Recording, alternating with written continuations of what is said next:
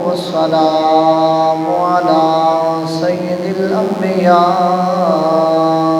والمرسلين. أما بعد فأعوذ بالله من الشيطان الرجيم. بسم الله الرحمن الرحيم. إنما يعمر مساجد الله من آمن بالله واليوم الآخر.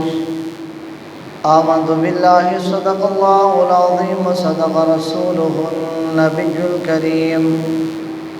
قال الله تبارك وتعالى في شان حبيبه مخبرا وآمرا: إن الله وملائكته يصلون على النبي يا أيها الذين آمنوا صلوا عليه وسلموا تسليما.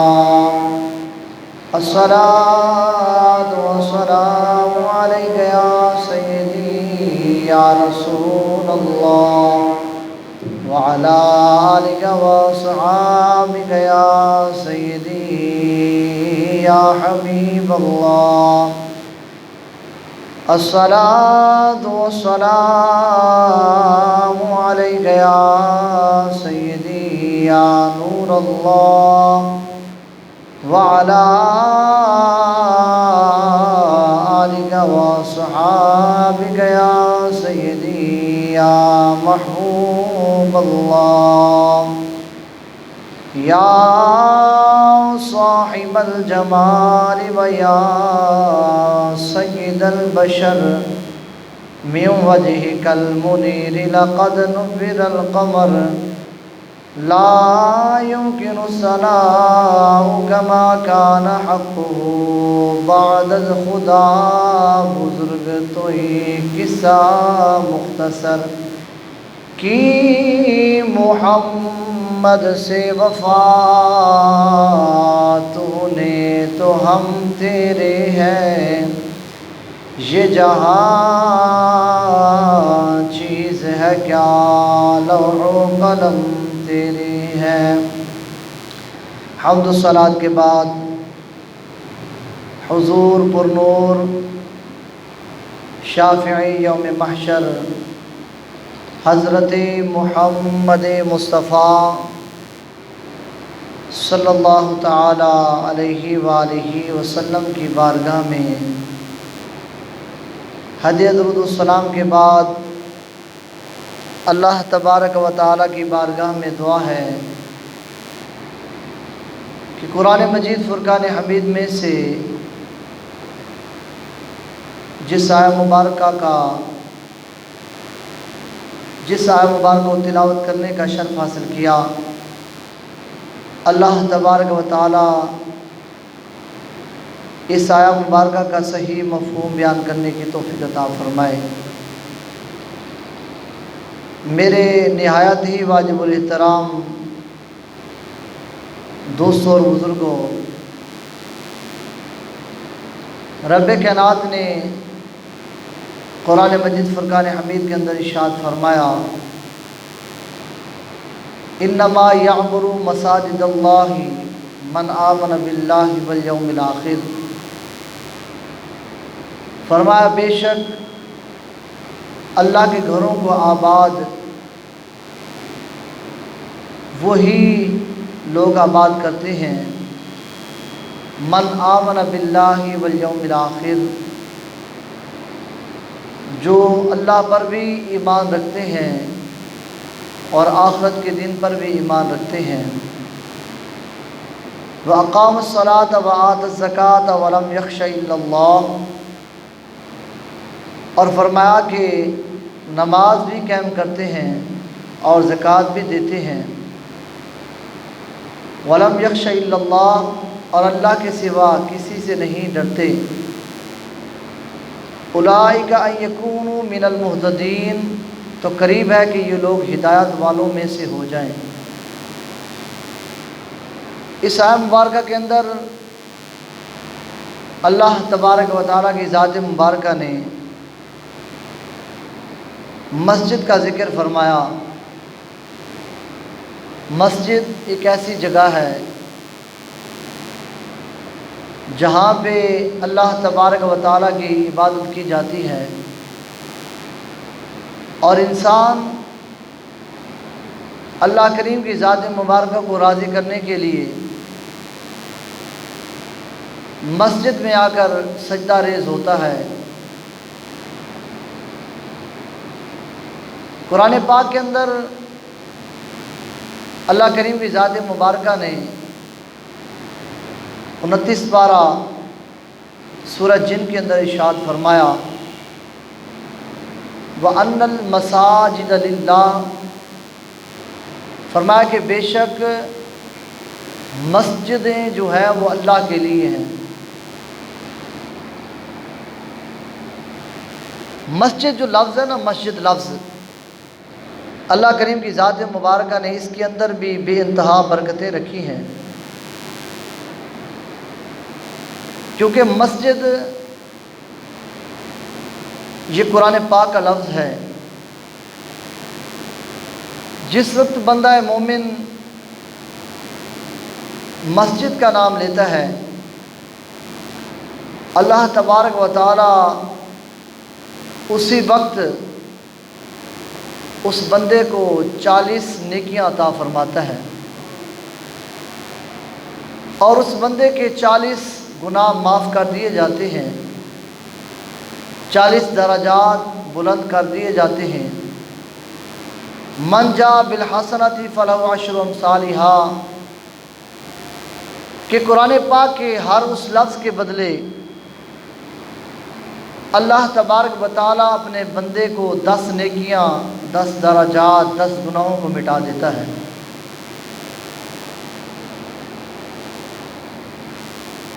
مسجد کے لفظ کے اندر اتنا ثواب رب کائنات کی ذات نے رکھا، تو پھر مسجد میں آنے کا ثواب کتنا ہوگا؟ پھر اللہ کے گھر میں آنے کا ایک طریقہ کار رب کائنات کی ذات نے رکھا۔ فرمایا کہ جس وقت میرے گھر سے تمہیں آواز آئے، اللہ اکبر کی صدا بلند ہو، تمہیں بلایا جائے میری بارگاہ میں، پھر کیا ہونا چاہیے؟ علماء نے یہاں تک لکھا کہ مسجد میں آنے والا نمازی جس طرح اس کا ظاہر پاک ہو، اسی طرح اس کا باطن بھی پاک ہو۔ لباس بھی پاک کرو، جسم بھی پاک رکھو، اور پھر اپنے دل سے بغض، کینہ، حسد، چغل خوری نکال کر کے میری بارگاہ میں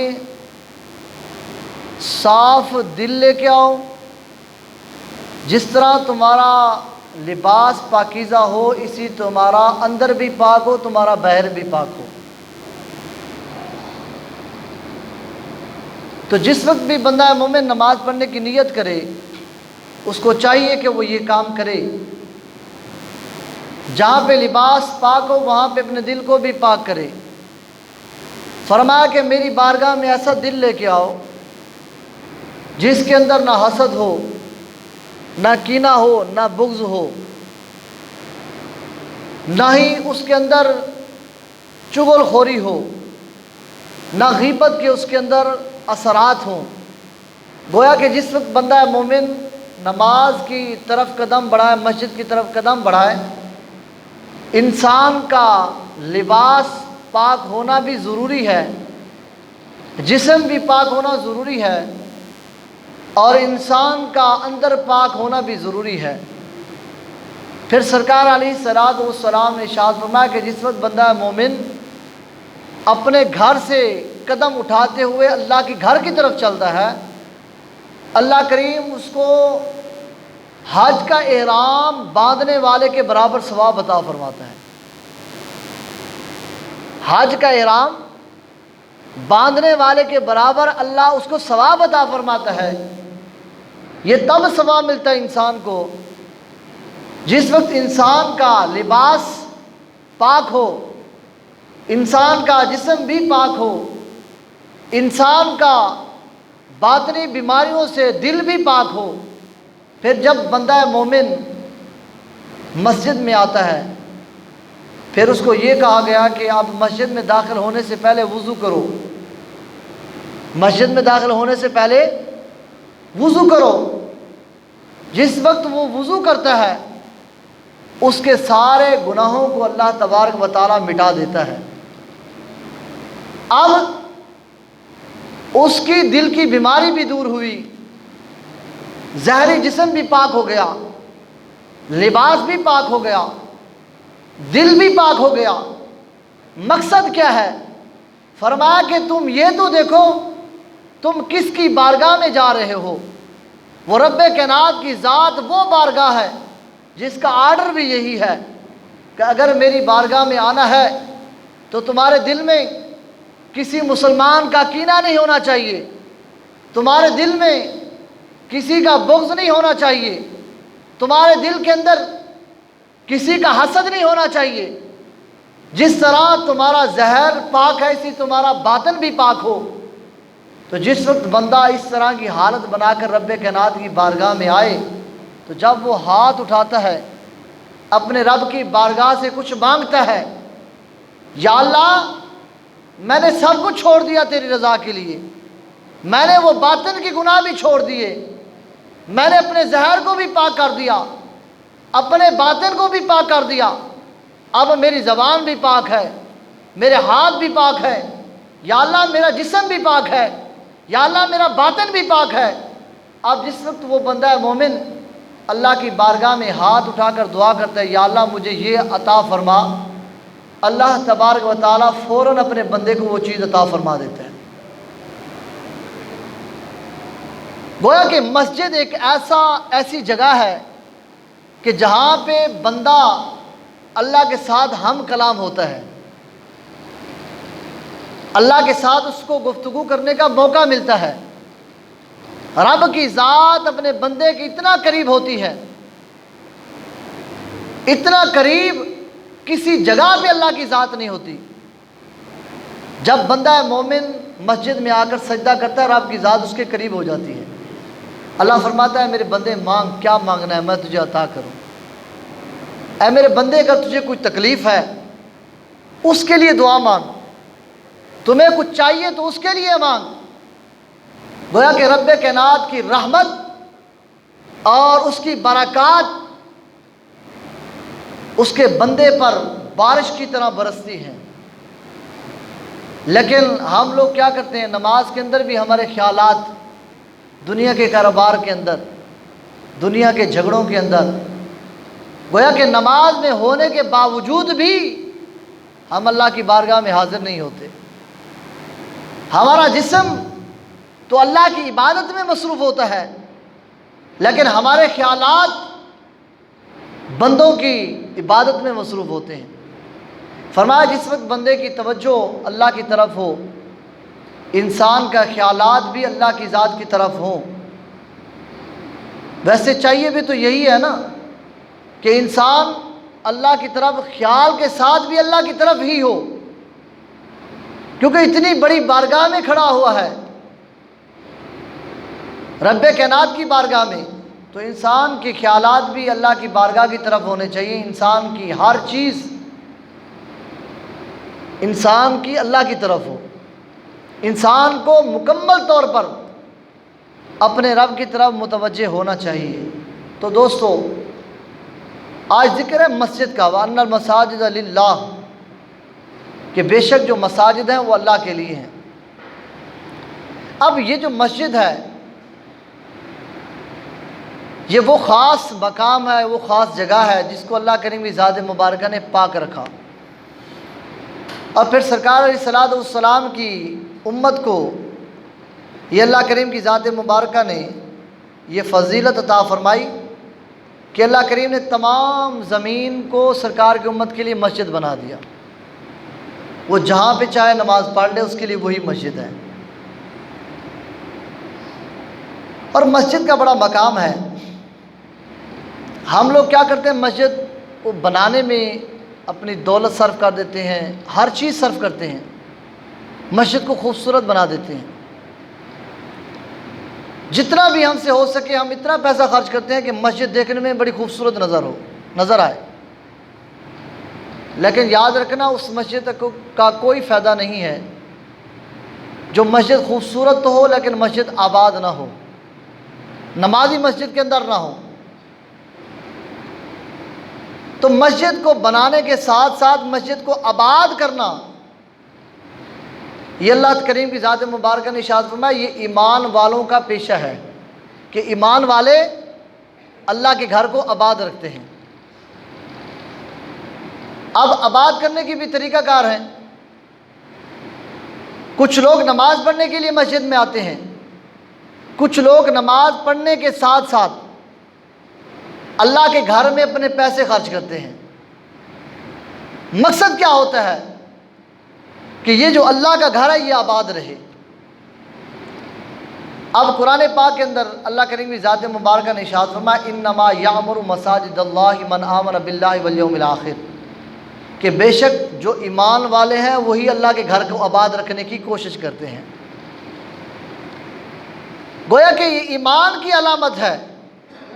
اگر کوئی بندہ مسجد کے اندر چٹائی خرید کر دے، اگر کوئی بندہ مسجد کے اندر پنکھا لگا دے، اگر کوئی بندہ مسجد کی آ کر صفائی کر دے، اگر کوئی بندہ مسجد کے اندر آ کے ٹوٹی لگا دے، تو گویا کہ اس کے یہ ایمان کی علامت ہے۔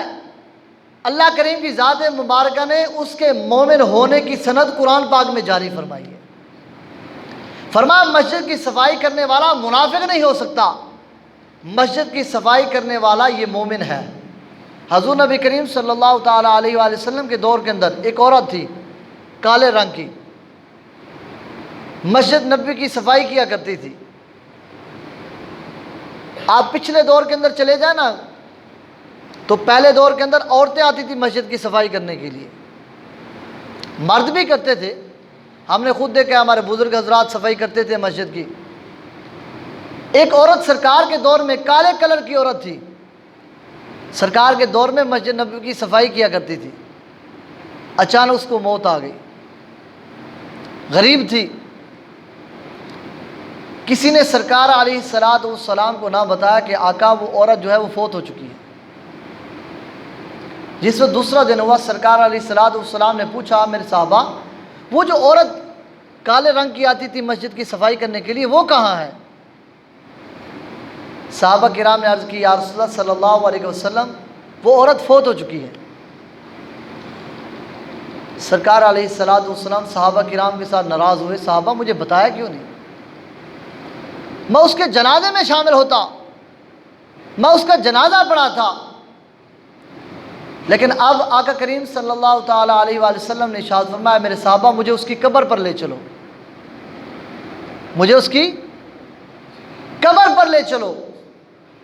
سرکار علیہ السلام کے صحابہ کرام حضور نبی کریم صلی اللہ تعالیٰ علیہ وآلہ وسلم کو اس عورت کی قبر پر لے گئے تو سرکار علیہ السلام نے دعا مانگی یا اللہ جس طرح اس نے تیرے گھر کو آباد کرنے کی کوشش کی ہے یا اللہ اس کی قبر کو آباد و شاد فرما، یا اللہ اس کو جنت الفردوس میں اعلیٰ مقام عطا فرما۔ اور پھر سرکار علیہ السلام نے ارشاد فرمایا میرے صحابہ یہ اللہ کے گھر کی صفائی کیا کرتی تھی، اور جب یہ اللہ کے گھر سے گندگی صاف کرتی اللہ کریم کی ذات مبارکہ نے اس کے لیے جنت کے اندر محل بنا دیے۔ رب کے گھر کو آباد کرنے کے کئی طریقے کار ہیں۔ آپ صفائی کر لیں، اللہ کے گھر میں چٹائی لا کر بچھا دیں، اللہ کے گھر میں پنکھا لگوا دیں، ہر ماہانہ آپ اللہ کے گھر میں کچھ پیسے دے دیں، تو یہ آباد کرنے کی کوششیں ہیں۔ تو جو مقام صفائی کرنے والے کو اللہ تبارک و تعالیٰ عطا فرماتا ہے وہی مقام اللہ تبارک و تعالیٰ پیسے خرچ کرنے والوں کو بھی عطا فرماتا ہے۔ اور حدیث مبارکہ حضور نبی کریم صلی اللہ تعالیٰ علیہ وآلہ وسلم نے فرمایا، حضرت ابو سعید خدری رضی اللہ تعالیٰ عنہ اس حدیث کے راوی ہیں، آپ فرماتے ہیں کہ اذا رأیتم الرجل یتعاہد المسجد فاشہدوا له بالایمان فإن اللہ یقول انما یعمر مساجد اللہ من آمن باللہ والیوم الآخر۔ حضرت ابو سعید خدری رضی اللہ تعالیٰ عنہ فرماتے ہیں کہ نبی پاک صاحب الاولاد صلی اللہ تعالیٰ علیہ وآلہ وسلم نے ارشاد فرمایا کہ میرے صحابہ، جب تم ایسے مرد کو دیکھو جو مسجد کی خبر گیری کرتا ہے، مسجد کا خیال رکھتا ہے، فرمایا تو اس کے ایمان کی گواہی دے دو کہ یہ مومن ہے۔ ایسے شخص کو دیکھو جو مسجد کی خبر گیری کرتا ہے، مسجد کا خیال رکھتا ہے، مسجد کی اگر ٹوٹی خراب ہوگی تو اس کو ٹھیک کر دیتا ہے، مسجد کی صف اگر ٹوٹ گئی تو وہ لا کے رکھ دیتا ہے، یعنی کہ مسجد کا خیال رکھتا ہے۔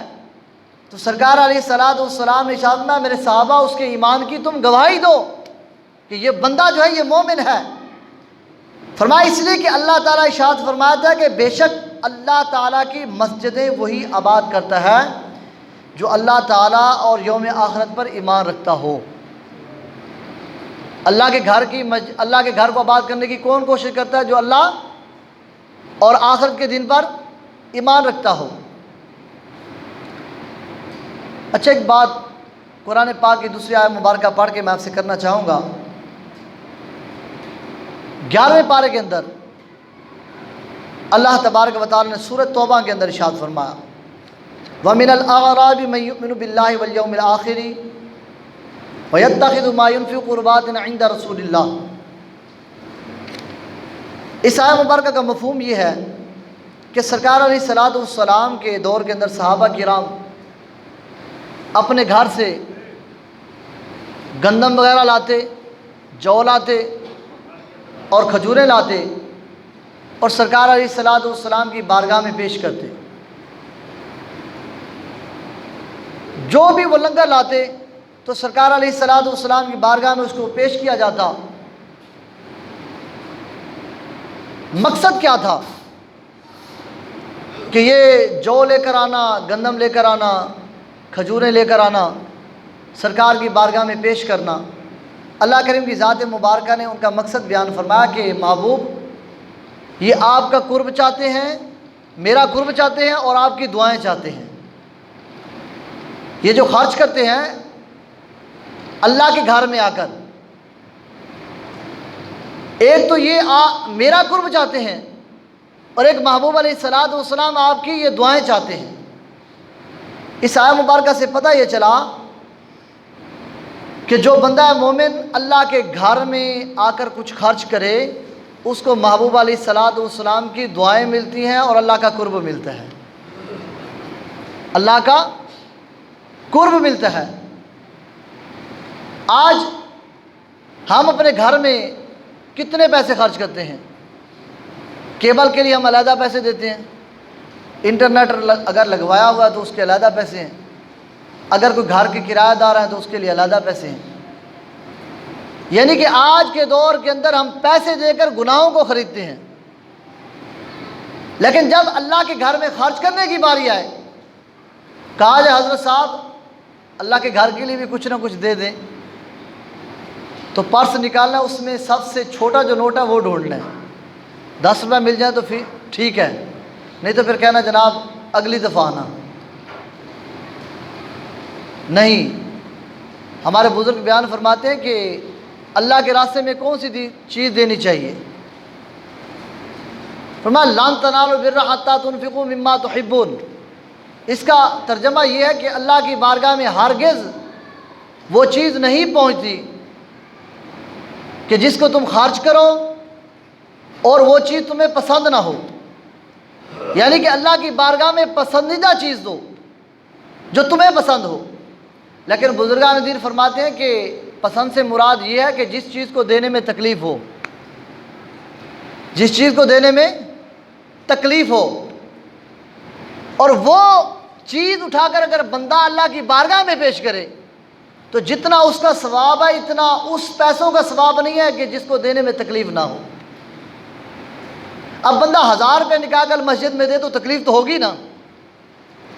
اگر کوئی بندہ جو بینک کے اندر اپنے پیسے رکھے ہوئے ہیں اس میں سے 1,00,000 روپے نکال کر مسجد کے لیے خرچ کرے، اس کو تکلیف تو ہوگی نا۔ فرمایا یہی تو ہے نا کہ اللہ کی بارگاہ میں وہ پیاری چیز ہو جو تمہیں پسند ہو۔ جب تم پسندیدہ چیز اللہ کے راستے میں خرچ کرو گے، رب تمہیں وہ مقام عطا فرمائے گا جو تمہاری سوچوں سے بھی بابرا ہوگا۔ انما یعمر مساجد اللہ من آمن باللہ والیوم الآخر، بے شک اللہ کے گھروں کو وہی آباد کرتے ہیں کہ جو ایمان والے ہیں۔ اور ایمان والوں کی اللہ کریم کی ذات مبارکہ نے یہ بھی نشانی بیان فرمائی ہے، وَأَقَامُوا الصَّلَاةَ وَآتَوُا الزَّكَاةَ، کہ وہ نماز بھی قائم کرتے ہیں اور زکوٰۃ بھی عطا کرتے ہیں۔ وَلَمْ يَخْشَ إِلَّا اللَّهُ، اور اللہ کے سوا کسی سے ڈرتے نہیں ہیں۔ یہ ایمان والوں کی نشانی ہے۔ تو لہٰذا اللہ کے گھر کو آباد کرنے کی کوشش کیا کریں، جتنا بھی ہو سکے اللہ کے گھر کے ساتھ تعاون کیا کریں۔ ضروری نہیں کہ آپ لوگوں کو دکھانے کے لیے آپ زیادہ خرچ کریں، جتنا بھی ہو سکے مسجد کے گلے میں ڈال دیا کریں۔ جتنی بھی اللہ کریم کی ذات مبارکہ نے توفیق دی ہے اس کو اللہ کے راستے میں خرچ کیا کریں، مسجدوں کو آباد کرنے کی کوشش کیا کریں۔ اور یہ مسجد کس لیے بنائی جاتی ہے؟ قرآن پاک کے اندر اللہ کریم کی ذات مبارکہ نے ارشاد فرمایا، فی بیوت اذن اللہ ان ترفع ویذکر فیہا اسمہ یسبح لہ فیہا بالغدو والآصال۔ فرمایا کہ ان گھروں میں جنہیں بلند کرنے کا اللہ تعالیٰ نے حکم دیا اور ان میں اس کا نام لیا جاتا ہے، اللہ تعالیٰ کی تسبیح کرتے ہیں اور اس میں صبح و شام، یعنی کہ اللہ کے گھر کو ہم تعمیر کرتے ہیں، اس کا مقصد ہوتا ہے۔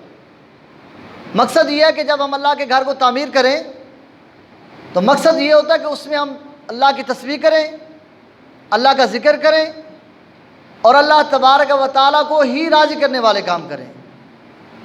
ہمارے یہاں یہ ہوتا ہے کہ ہم مسجد میں بیٹھ کے دنیاوی باتیں بھی کرتے ہیں، اور مسجد کے اندر ہم نے سارے حال احوال بانٹنے ہوتے ہیں۔ حضرت عمر فاروق کے دور کے اندر آپ نے مسجد نبوی سے باہر ایک چبوترا تیار کروایا تھا، اور پھر آپ نے اعلان کیا تھا، صحابہ اگر کسی نے کوئی دنیاوی بات کرنی ہے تو مسجد کے اندر نہیں کرنی بلکہ اس چبوترے کے اندر بیٹھ جاؤ، وہیں پہ دنیاوی باتیں کرو۔ مسجد کے اندر دنیاوی باتیں کرنے والے کی سزا کیا ہے؟ سرکار علیہ الصلوۃ والسلام نے ارشاد فرمایا کہ اس کی نیکیاں اس طرح ختم ہو جاتی ہیں کہ جس طرح آگ لکڑی کو جلا کے راکھ کر دیتی ہے۔ دنیاوی باتیں اس کی نیکیوں کو کھا جاتی ہیں، اور یہ تو دنیا کی بات ہے نا۔ جھگڑا کرنے والے کے ساتھ بھی ایسا ہوتا ہے، جو مسجد کے اندر جھگڑا کرے، مسجد کے اندر لڑائی کرے۔ اور ایک یہ بھی مسئلہ سن لیں کہ مسجد کے اندر اگر بچے آئیں نماز کے لیے، وہ ڈانٹنا اور دوڑ جائے تھو، بچہ سمجھتا پتہ نہیں میں کتنے آ گیا، دوبارہ اتنے نہیں آواں گا۔ بھی ہم نے تو اپنے بچوں کو سکھانا ہے نا کہ یہ ہماری عبادت گاہ ہے، یہ مسجد ہے، ہم نے یہاں پہ اللہ کی نماز پڑھنی ہے، اللہ کو راضی کرنا ہے۔ اگر بچوں کو ڈانٹ کے ہی ہم بھگا دیں گے تو وہ بچے کہاں مسجد میں آئیں گے؟ یہ تربیت کا محلہ ہے کہ آپ اپنے بچوں کو لے کے آئیں، ایسے بچے لے کے آئیں جو سمجھدار ہوں۔ چھوٹا بچہ ہو، 7 سال کا ہو، اس کو آپ لے کے آئیں مسجد کے اندر، نماز پڑھائیں اور اپنے ساتھ کھڑا کریں۔ اجازت ہے کہ صف کے اندر بھی آپ بچے کو ساتھ کھڑا کر سکتے ہیں، اپنے چھوٹے بچے کو۔ عموماً میں نے دیکھا کہ اگلے دن میں نماز پڑھا تھا، میرا بیٹا بھی میرے ساتھ آ کے نماز اس نے پڑھنا شروع کر دی۔ ماں باپ کو دیکھ کے اولاد نے سیکھنا ہوتا ہے۔ اگر باپ بیچارہ اپنے بچے کو ڈر کی وجہ سے لے کے ہی نہ مسجد میں آئے کہ کہیں کوئی ڈانٹ نہ دے تو وہ کیا سکھائے گا؟ لہٰذا اپنے بچوں کو ہاتھ پکڑ کے، جو آپ کے 7 سال کے بچے ہیں یا 8 سال کا آپ کا بچہ ہے، آپ اس کو ساتھ لے کے آئیں تاکہ وہ نماز بھی سیکھے اور مسجد کے آداب بھی سیکھے۔ مسجد کے آداب سکھانا بھی ضروری ہے، نماز سکھانا بھی ضروری ہے۔ جہاں پہ آپ نے اس کو جب لے کے آئیں گے مسجد کے اندر تو وہ مسجد کے آداب بھی سیکھے گا اور نماز بھی سیکھے گا۔ تو لہٰذا اللہ کے گھروں کو آباد کرنے کی کوشش کریں، اپنی اولاد کو نماز سکھائیں، اپنے بہن بھائیوں کو نماز سکھائیں۔ آج کا پیغام یہی ہے کہ اللہ کے گھر کو آباد کرنے کی کوشش کریں۔ حضرت سیدنا ابو ہریرہ رضی اللہ تعالیٰ عنہ سے روایت ہے کہ نبی کریم صلی اللہ تعالیٰ علیہ وآلہ وسلم نے ارشاد فرمایا کہ 7 شخص ایسے ہیں کہ جنہیں اللہ تعالیٰ اپنے سایہ رحمت میں جگہ عطا فرمائے گا۔ حدیث پاک بڑی بہترین حدیث پاک ہے۔ سرکار علیہ الصلوۃ والسلام نے ارشاد فرمایا کہ 7 ایسے اشخاص ہیں کہ جن کو اللہ تبارک و تعالیٰ اپنی رحمت کے سائے میں جگہ عطا فرمائے گا کہ جس دن اس سائے کے سوا کوئی سایہ بھی نہ ہوگا۔ یعنی کہ قیامت کے منظر کی بات ہو رہی ہے کہ قیامت والے دن 7 ایسے اشخاص ہوں گے کہ جن کو اللہ تبارک و تعالیٰ اپنی رحمت کے سائے میں جگہ عطا فرمائے گا۔ کس کے سائے میں؟ یا توجہ ادھر رکھا کریں، اس طرح عجیب و غریب ماحول بنا کے آپ بیٹھ جاتے ہیں۔ توجہ ادھر رکھیں، میں آپ کے ساتھ بات کر رہا ہوں، آپ دائیں بائیں دیکھ رہے ہیں۔ 7 ایسے اشخاص کہ جن کو اللہ تبارک و تعالیٰ کس کے نیچے جگہ عطا فرمائے گا؟ اپنی رحمت کے سائے میں جگہ عطا فرمائے گا۔ اور یہ حدیث پاک کے آداب بھی ہیں۔ اگر کوئی آپ کسی اور مولوی کے پاس بیٹھے اس نے آپ کو ڈانٹنا تھا صحیح طریقے سے، آپ حدیث سن رہے ہیں، مذاق ہو رہا ہے، یہاں پہ سرکار کی حدیث بیان ہو رہی ہے، آپ کو تمیز ہی نہیں ہے، دائیں بائیں آپ دیکھتے رہتے ہیں۔ بھئی سرکار کی حدیث ہے، بادب طریقے سے بیٹھیں، یہی تو محبت کا طریقہ کار ہے نا، کہ جب اللہ کے کلام کی بات ہو یا نبی کے فرمان کی بات ہو، بادب طریقے سے بیٹھیں، متوجہ ہو کے بیٹھیں۔ پھر سرکار کی حدیث کی کوئی اہمیت نہیں ہے آپ کی نظروں میں، یا اللہ کے کلام کی کوئی اہمیت نہیں ہے، تو جب بھی حدیث چاہے جو بھی بیان کرنے والا ہو یا اللہ کے کلام کو بیان کرنے والا ہو، دائیں بائیں نہ دیکھا کریں، حدیث پاک کی طرف توجہ کیا کریں، یہی ادب کا تقاضا ہے۔ سرکار کے صحابہ تو اس طرح بیٹھتے تھے کہ جس طرح جناب اگر کوئی پرندہ بھی صحابہ کرام کے سر پر بیٹھ جاتا تو صحابہ کرام ہلتے بھی نہیں تھے سرکار کی حدیث پاک سنتے ہوئے۔ یہ آداب تھے صحابہ کرام کے اندر۔ حدیث مبارکہ سرکار علیہ الصلوۃ والسلام نے ارشاد فرمایا امام عادل، ایسا امام جو عادل ہو۔ عادل سے امام سے مراد کہ حکمران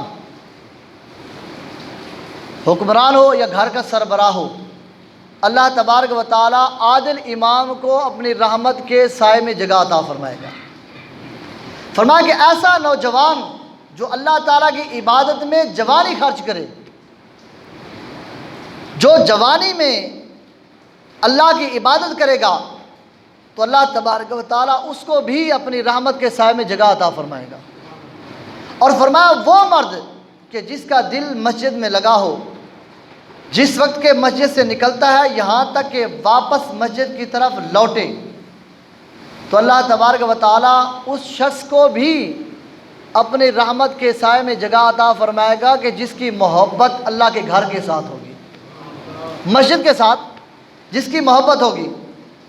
اور پھر فرمایا وہ 2 شخص جو اللہ تعالیٰ کے واسطے آپس میں محبت کرتے ہیں اور اس کی محبت سے آپس میں اکٹھے ہوتے ہیں اور اس کی وجہ سے جدا ہوتے ہیں، اللہ تبارک و تعالیٰ ایسے شخص کو بھی اپنی رحمت کے نیچے، رحمت کے سائے کے نیچے جگہ عطا فرمائے گا۔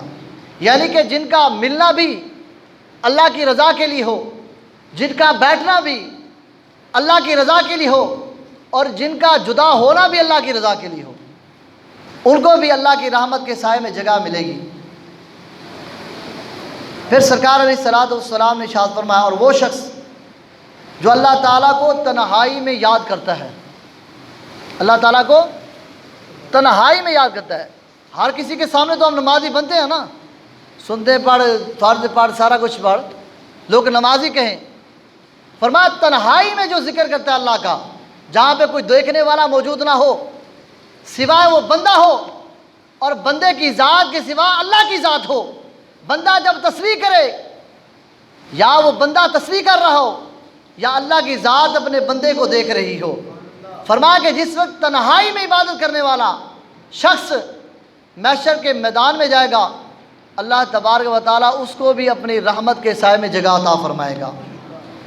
اور پھر فرمایا کہ وہ شخص اور اس کی آنکھوں سے خشیت الہی کی بنا پر آنسو بہتے ہوں، یعنی جس بندے کے دل کے اندر اللہ کا خوف ہو، ایک تو تنہائی میں عبادت بھی کرتا ہو اور پھر تنہائی میں بیٹھ کر اپنے رب کی بارگاہ میں روتا ہو کہ یا اللہ میرے گناہوں کو معاف فرما، یا اللہ میرے گناہوں کو معاف فرما۔ اللہ تبارک و تعالیٰ اس شخص کو بھی اپنی رحمت کے سائے میں جگہ عطا فرمائے گا۔ تو آج کا سبق یہی ہے کہ اللہ کے گھروں کو آباد کرنے کی کوشش کرو، اللہ کے گھروں کو، مسجدوں کو آباد کرو، اور مسجد کا ہمسایہ جو مسجد کے قریب بسنے والا ہے اس کا ثواب کتنا ہے۔ سرکار علیہ الصلوۃ والسلام نے ارشاد فرمایا کہ مسجد کا ہمسایہ قیامت والے دن اللہ تبارک و تعالیٰ اس کو مسجد کے قریب رہنے کی وجہ سے اللہ تبارک و تعالیٰ جنت میں اس کو محل عطا فرمائے گا، کیونکہ یہ مسجد کا ہمسایہ تھا۔ اور اتنا ثواب مسجد سے دور رہنے والے کو نہیں دیا جائے گا جتنا مسجد کے قریب رہنے والے کو دیا جائے گا۔